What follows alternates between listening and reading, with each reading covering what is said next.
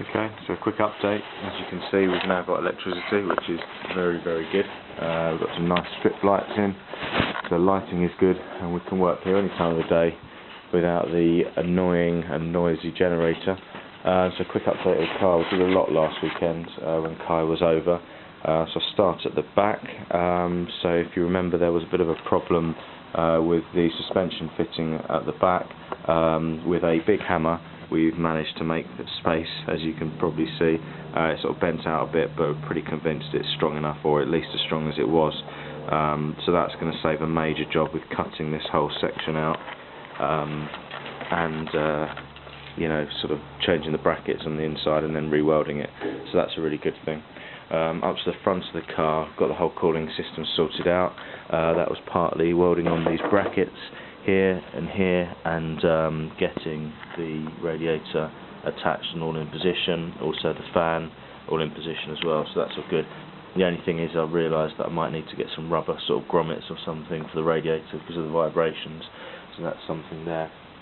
Got all the hoses fitted, and Kai made a bracket for the expansion tank, which is in here. So I started painting that last week, so it's just a nice little bracket there. That fits up in the bulkhead sort of area for this little expansion tank, and had a number of solutions for capping off unneeded sort of hose outlets, so that's all good. Big development is getting the strengthening up of the lower wishbone suspension mounting points. The chap from Image Sports Cars said that these parts were perhaps a little bit weak, or not weak, but with heavy sort of track day use, eventually they've started to pull away here, so he suggested putting some kind of brackets in or something to strengthen it. So that was one of Kai's projects again. So you can see we've got these various brackets in, so any kind of load going in this direction is going to be supported here, so I'm pretty convinced it's strong enough there. So that's good as well. So that's pretty much it. Oh, there is one more thing. We welded in the gearbox mounting plate, and then as you can see we kind of put a bit of filler and stuff in because the welds weren't exactly very neat, but I did the jump on it test, 100 kilograms of my weight jumping up and down on it, so no problems there at all. It's pretty strong. That's it for now. I think what we're on to now is disassembly of the engine, because we know the engine works. We've got the cooling system in place, it's all fine.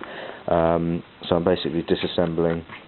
I'm going to give everything a good clean up, and then once the chassis is touched up with paint, then the next job is going to be to flip it back on its base, get the engine in for the last time hopefully, and you know, hopefully then the engine won't have to come out anytime soon. But we're missing a few major components for the gearbox. The clutch release bearing was not fitting, so we need to get another one of them, but I found somebody that I think that can supply it. So that's the clutch release bearing that sits just in here, that slides in and out. It was just the wrong fitting one, so we need that before we can put the engine and the gearbox in once and for all. And finally, up in here, there'll be a gearbox mounting rubber that we need to get, so I need to get that from catering. But yeah, then that's all of the front end engine stuff done, so made really good progress. The welder makes a huge difference.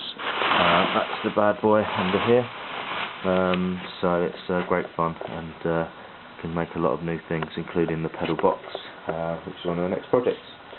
I think that's it for now. I'm sure I'll forget something, and I'll tell you again in a minute.